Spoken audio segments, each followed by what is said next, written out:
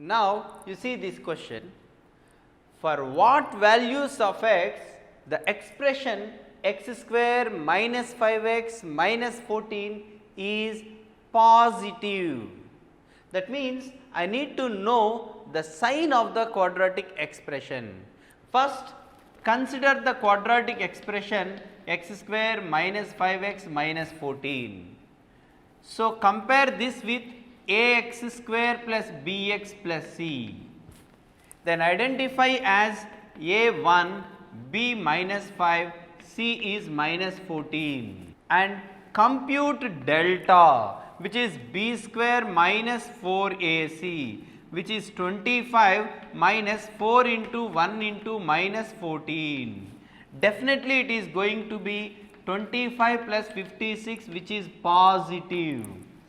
Delta positive in the sense, immediately you can say that the graph of this expression would be upper parabola, as x square coefficient is positive. Delta positive means it must have two real roots, the graph would be like this. Now, you need to identify the two roots. Try to solve this quadratic equation x square minus 5x minus 14 equal to 0. You are going to get the roots to be 7 comma minus 2. By regular formula you can find the roots as 7 comma minus 2. Smaller root is minus 2 and the bigger root is 7. Now you can say the sign of the quadratic expression. You see, between minus 2 and 7, this expression is below x axis, here negative. And for the values after 7, we can denote with this symbol, even before minus 2, that is this, at these two cases the expression is above x axis, so the sign is positive, and at the numbers 2 and 7, minus 2 and 7 especially, the expression becomes 0. Now, in the question he is asking for what values of x the expression is positive. Therefore, from the graph, when x belongs to minus infinity to minus 2, union 7 to infinity, that f of x, that expression is going to be positive. So, you see, we identified a sign whether it is positive or negative, we observed delta, and hence the graph should be like this. Now, we can easily say where the expression is positive, that is when x less than minus 2 and when x greater than 7, the function is positive. Now, you see this question, for what values of x the expression minus 6x square plus 2x minus 3 is positive, that is the question. So, here first of all, the given expression is minus 6x square plus 2x minus 3. Compare this with ax square plus bx plus c and identify a as minus 6, b as 2 and c is minus 3. Then immediately compute delta. Delta is b square minus 4ac, which is 4 minus 4 into minus 6 into minus 3, which is going to be 4 minus 4 into 6 into 3. By observation itself we can say that it is a negative quantity. Since delta is negative, the graph does not intersect x axis. Since a is negative, the graph must be, it is a down parabola, and hence you can imagine the graph like it is a down parabola and it should not have real roots. So, it should be completely below x axis. So, that means for all values of x from minus infinity to infinity, the function is always negative, and hence we can say that for all these numbers, that means in place of x you can substitute any number from minus infinity to infinity, this expression is going to be negative. Therefore, when x belongs to R, or we can say for all numbers x belongs to minus infinity to infinity, this expression is going to be negative. That is the answer. Now, you see this question. Find the changes of sign of the quadratic expression 4x minus 5x square plus 2 for x belongs to R. That means, for all the x values from minus infinity to infinity, we need to say the intervals where this function is positive, where it is negative, right. For that, take the expression 4x minus 5x square plus 2. Compare this with our quadratic equation, you will identify that a is minus 5, b is 4 and c is 2. Now, compute delta.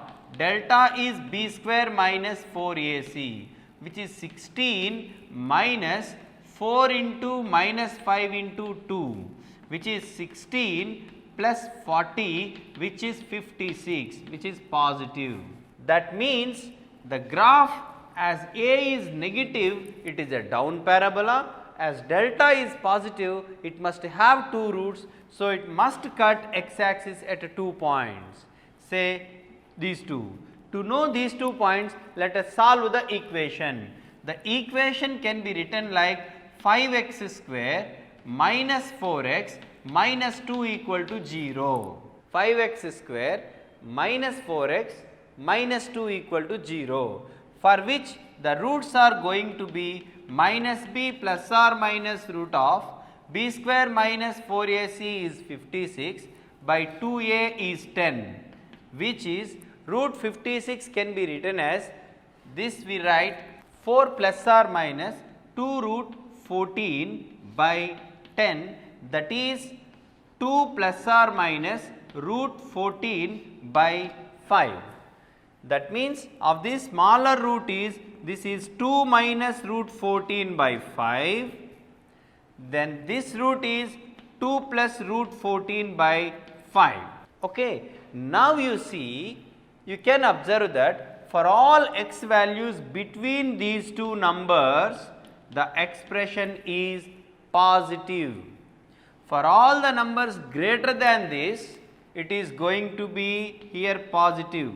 From here to infinity, this is going to be negative below x axis, and even for all the values less than this, it is going to be negative.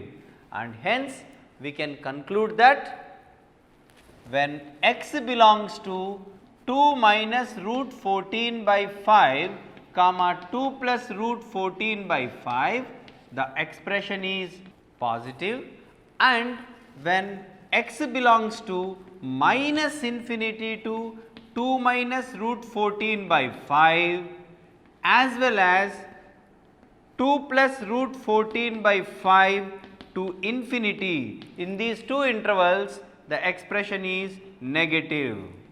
And hence, you see, we first identified ABC, we identified delta, delta is positive, we found 2 roots. Observation 1 is, as A is negative, down parabola, as delta is positive, it must have 2 roots. Between the roots it is positive, and for all the other values except these two numbers, it is going to be negative. Now, let us see this problem.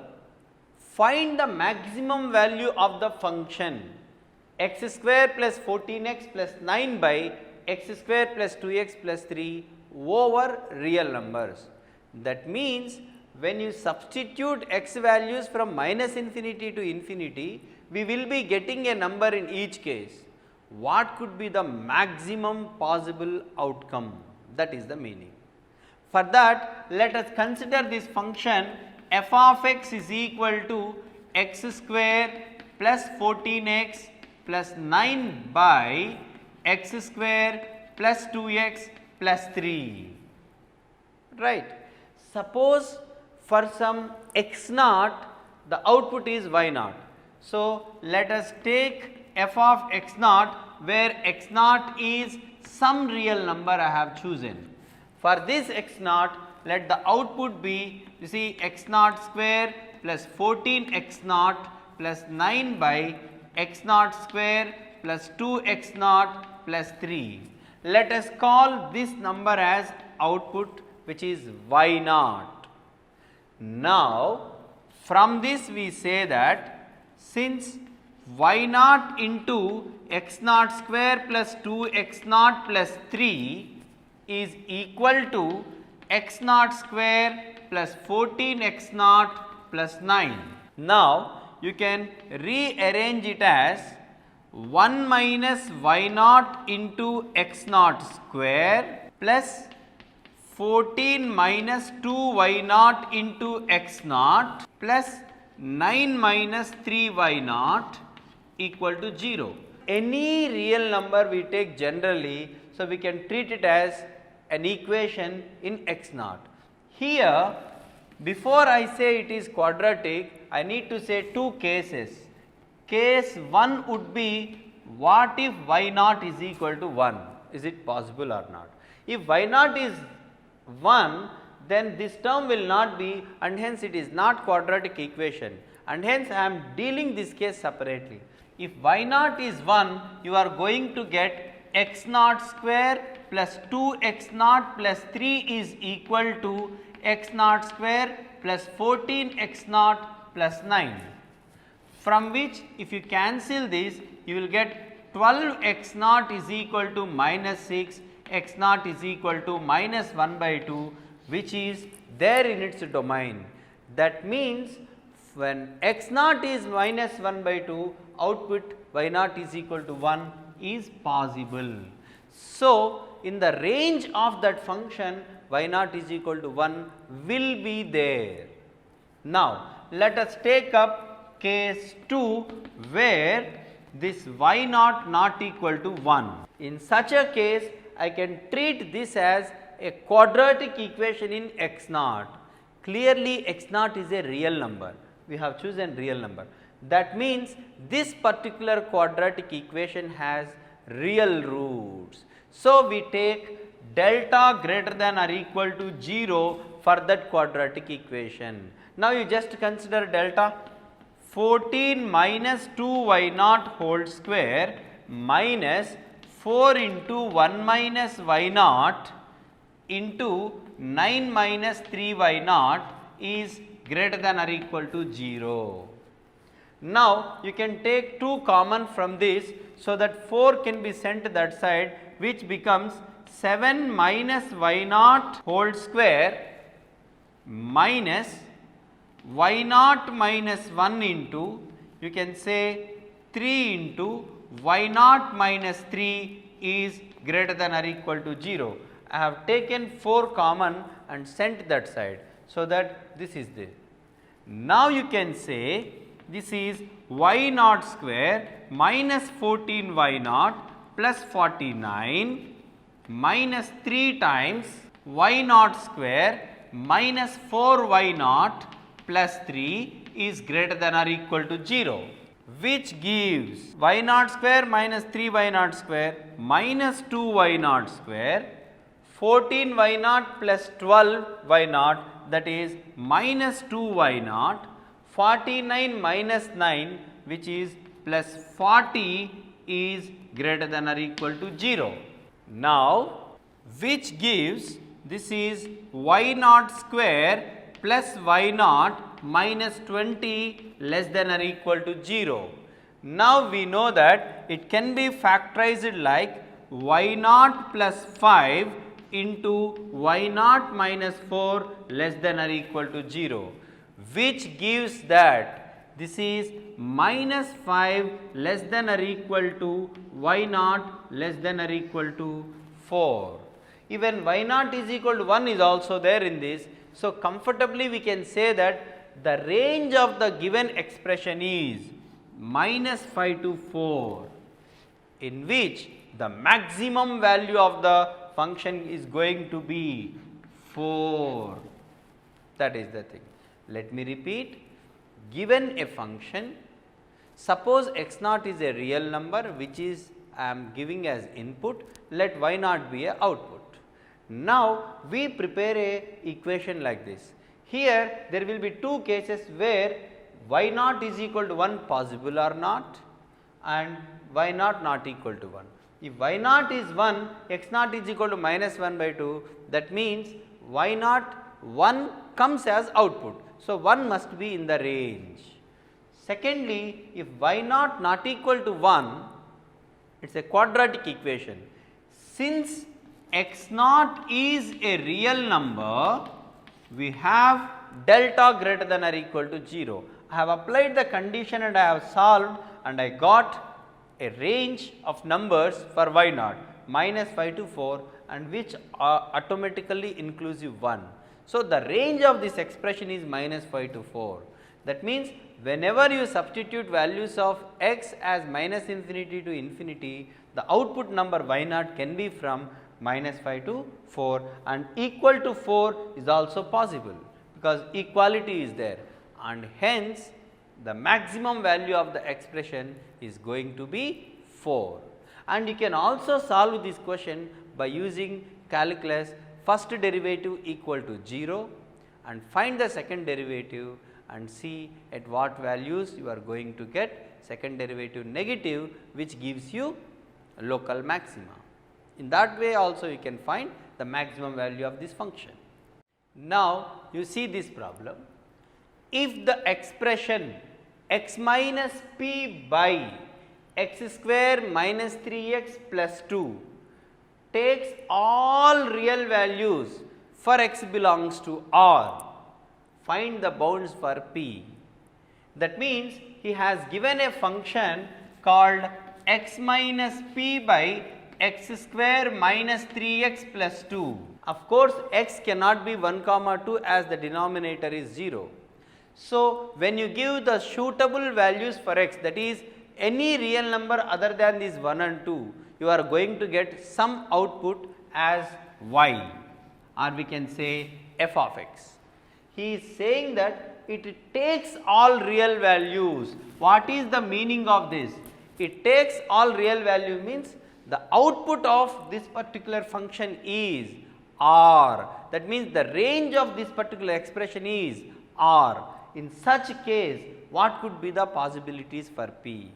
You see, it is just like previous problem where we found the range. Here he himself has given the range as R. We are asked to find the possibilities for p, right. Let us suppose that for the input x naught, let the output be y naught. So, let us consider y naught is equal to x naught minus p by x naught square minus 3x naught plus 2. Now, this becomes y naught x naught square minus 3x naught y naught plus 2y naught is equal to x naught minus p. Now, I want to arrange it as y naught x naught square plus, or you can write minus of 3y naught plus 1 into x naught plus 2y naught plus p is equal to 0 is an equation in x naught. X naught is not a fixed number, it is a varying x naught. So, this is the one. And now, if y naught is equal to 0, it is not a quadratic equation. If y naught is not equal to 0, it is a quadratic equation. Now, for the quadratic equation in x naught, as x naught is a real number, it is going to have real roots. So, as x naught is some real number, for this equation delta must be greater than or equal to 0. Delta is 0 means you will get like 3y naught plus 1 whole square minus 4 into y naught into 2y naught plus p is greater than or equal to 0. Now, this becomes 9y naught square plus 6y naught plus 1 minus of 8y naught square minus 4p y naught is greater than or equal to 0. Now, if we simplify, we are going to this y naught square plus 6 minus 4p into y naught plus 1 is greater than or equal to 0. This is an inequation in y naught, but given that This is true for all y. Actually, the solution of this inequation must come like y naught belongs to R. So, for a quadratic inequation which is upper parabola, if it is greater than or equal to 0 for all y naught, then delta must be less than or equal to 0. If delta is less than 0, this expression is completely above x axis. If delta is 0, it has to just touch x axis, in which case you will get equal to 0.